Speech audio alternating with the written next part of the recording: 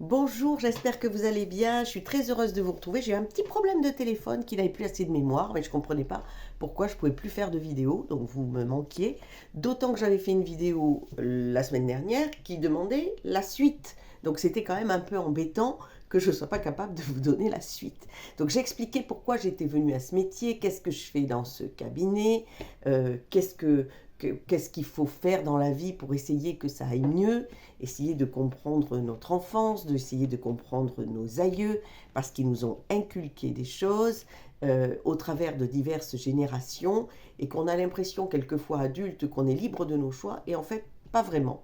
Et puis surtout, quelquefois, ça nous fait biaiser dans notre façon de faire. Donc j'avais expliqué un petit peu tout ça, je ne vais pas recommencer, mais je voulais vous dire aujourd'hui quels sont les clients qui passent ma porte et qu'est-ce qu'ils attendent en venant ici. Alors, on a déjà deux types importants de clients qui passent ma porte. C'est la confiance en soi, l'estime de soi. Ça veut dire venir apprendre ici à vivre euh, libre réellement de ses choix, vivre de manière autonome et de manière responsable. Déjà, ça change tout. La deuxième chose, c'est la gestion du stress. On vit dans un monde extrêmement stressant et il y a un moment où les émotions peuvent déborder et vous plaquer par terre. Donc c'est en fait à apprendre à ne plus être victime de ces émotions, les accueillir et les laisser nous traverser. Euh, Justement, à ce propos, le mois de juin est le mois quasiment où la charge mentale, donc ce qui vous amène à un moment à ce que le stress vous le supportiez plus, est le plus fort quand on est particulièrement parent. Parce que, en plus du travail, des enfants, de tout ce qu'il y a à gérer, éventuellement le départ en vacances, faire la cagnotte des vacances, il y a aussi les fêtes de l'école, la fête de la danse, la fête du rugby, la fête de je sais pas quoi, de la paroisse, peu importe, mais il y a aussi des fêtes familiales, il y a des cousinades, il y a tout ça.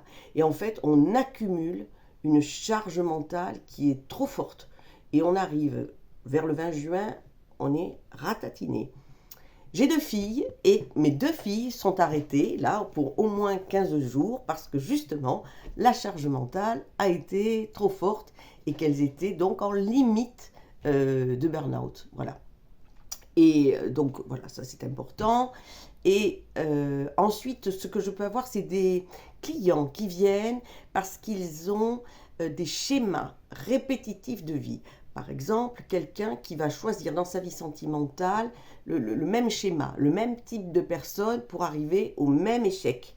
Et il faut là aussi se poser la question, pourquoi, là aussi, en général, ça vient toujours de l'enfance, de quelque chose qu'on nous a inculqué, quelque chose qu'on nous a enfoncé dans le crâne.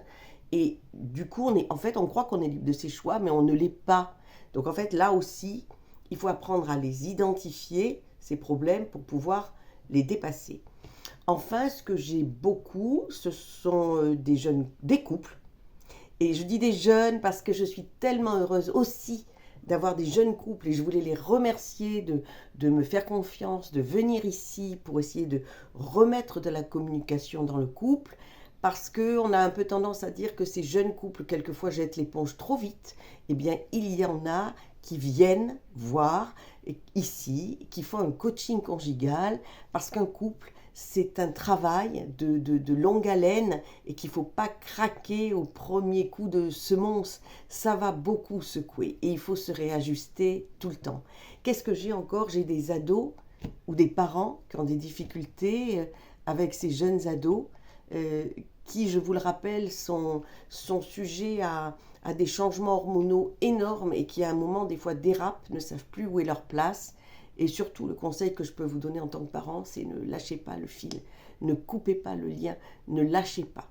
Ne lâchez pas. À un moment, tout ça va se calmer et il faudra être là. Votre enfant aura besoin de vous. J'accompagne quoi? Le deuil aussi. Le deuil, qu'est-ce que c'est? C'est effectivement la perte d'une personne chère, proches, mais pas que.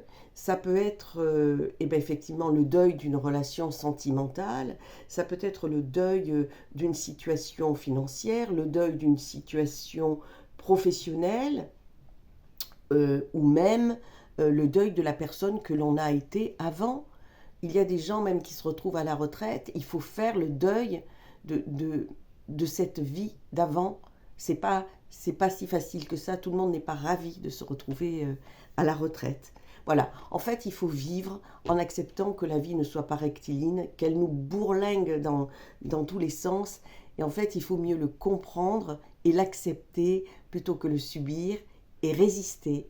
Je vous embrasse très très fort et je vous dis à très vite. Et la vidéo a duré, donc c'est merveilleux d'avoir ajouté une carte SD, ce que je ne savais pas qu'il fallait faire. Je vous embrasse, au revoir.